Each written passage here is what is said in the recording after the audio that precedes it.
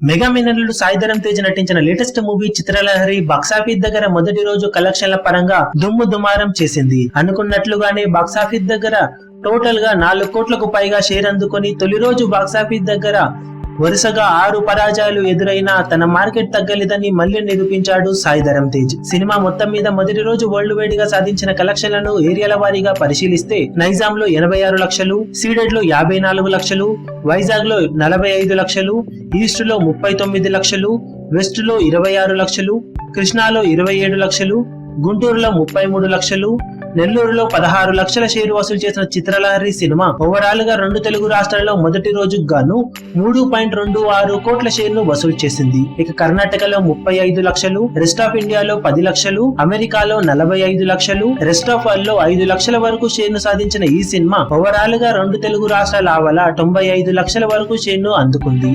దాంతో total world wide గా box office దగ్గర మొదటి రోజుకు గాను చిత్రలహరి సినిమా 4.21 కోట్ల షేర్ తో తొలి రోజు దుమ్ము లేపిందని చెప్పవచ్చు. ఓవరాల్ గా టోటల్ వరల్డ్ వైడ్ గా మొదటి రోజుకు గాను గ్రాస్ 7.5 కోట్ల రేంజ్ లో ఉంటుందని సమాచారం. బాక్సాఫీస్ దగ్గర సినిమా మొదటి రోజే ప్రీ రిలీజ్ బిజినెస్ లో చాలా వరకు వెనక్కి తీసుకువచ్చిందని చెప్పవచ్చు. ఇక రెండవ రోజు, మూడవ రోజు సినిమా ఇదే రేంజ్ లో హోల్డ్ చేస్తే సినిమా సంచలన ఓపెనింగ్స్ తో తొలి వీకెండ్ లోనే బ్రేక్ ఈవెన్ కు చేరువయ్యే అవకాశం ఉందని చెప్పాలి. ఇక రెండవ రోజు బాక్సాఫీస్ దగ్గర సినిమా ఓపెనింగ్స్ ఎలా ఉంటాయో చూడాలి.